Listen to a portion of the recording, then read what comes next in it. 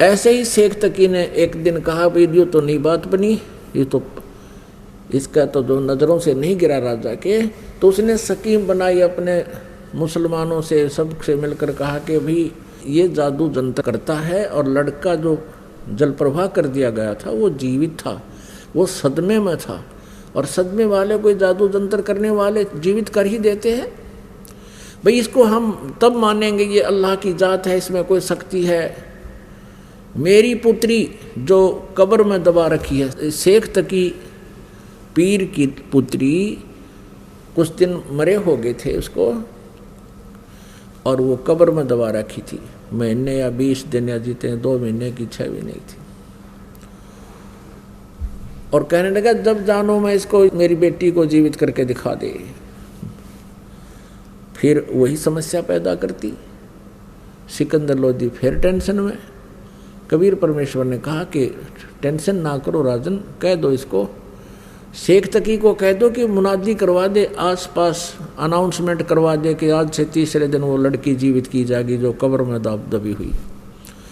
सब जगह डंडोरा मुनियाद करवा दी, डंडोरा पटवा दिया, मुनादी करवा दी, अनाउंसमेंट करवा दी। कई हजार व्यक्ति आकर इकट्ठे हो गए उस निश्चित दिन को। कब्र फुड़वा दी, बच्चे का शरीर सूखा पड़ा था। अब परमात्मा ने कहा कि शेख तकी तू भी कर ले ट्राई कर दे, फिर बाद में न्यू का मैं जीवित कर दूँ। तो उपस्थित व्यक्तियों ने कहा कि भगवान अगर ये कुछ करने योग्य होता अपनी बेटी ने कौन मरने देता, इसके पास कुछ नहीं है, आप दया करो। तब परमेश्वर ने कहा कि हे शेख तकी की लड़की तू जीवित हो जा। वो जीवित नहीं हुई। दोबारा फिर कहा परमात्मा ने कि शेख तकी की लड़की जीवित हो जा, नहीं हुई। तीसरी बार फिर कहा, नहीं जीवित हुई। अब शेख तकी ने बंगड़ा पा दिया, नाचर कूद, क्या देखा, ढोंगी का ढोंग पकड़ा गया। अब कर देना जीवित, अब कर देना जीवित। अब उस शेख तकी पाप आत्मा को अपनी पुत्री के जीवित न होने का गम नहीं था, और परमात्मा की पराजय की खुशी मना रहा था। कहते हैं राज तजना सहज है, सहज तरिया का ने, और ये मान बढ़ाई ईर्षा दुर्लभ तजनाई। और ये तजे बिना भगवान नहीं मिल सकता। तब परमात्मा ने क्या कहा कबीर जी ने कि हे जीवात्मा जहां भी है तू, कबीर हुक्म से वापस आ जा और इस बच्ची के शव में प्रवेश कर और जीवित होकर बाहर आ जा।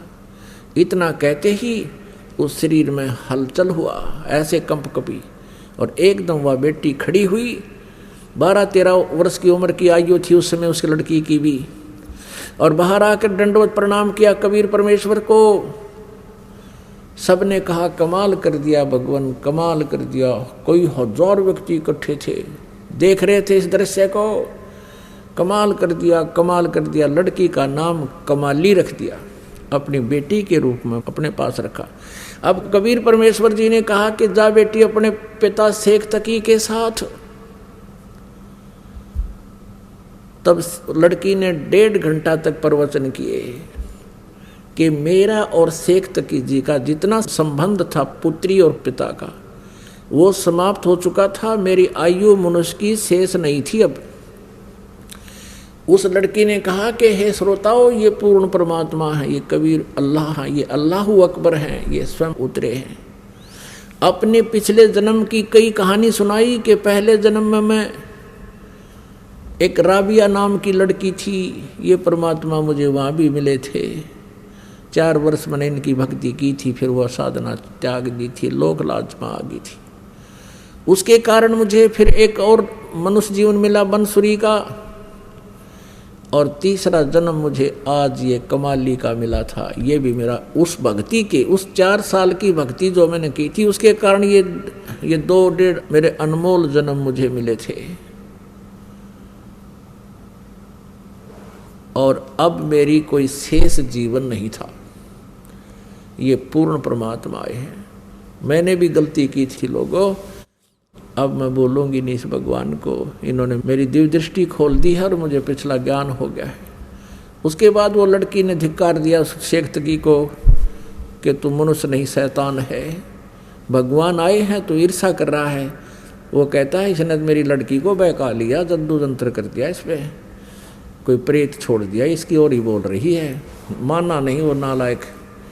लेकिन अन्य हजारों, कोई हजारों की संख्या में उपस्थित व्यक्तियों ने परमात्मा की जय जयकार की और नाम लिया, उपदेश लिया और शिष्य बन गए। अपनात्मा परमात्मा की परिभाषा को समझने के लिए बहुत से प्रमाण आपको देने पड़ेंगे और तभी हम भगवान को पहचान सकेंगे। जब तक हम भगवान को नहीं पहचानेंगे, परमेश्वर को, हम अपना कल्याण नहीं करवा पाएंगे, क्योंकि हमें कोई ना कोई भ्रमित कर ही देता है। काल का दूत कोई ना कोई ऐसी स्टोरी सुना देगा जिससे आपको विचलित कर देगा। लेकिन इन प्रमाणों से आप विचलित नहीं हो सकते। अब ये कमाल और कमाली बेटा और बेटी के रूप में परमात्मा के पास रहे।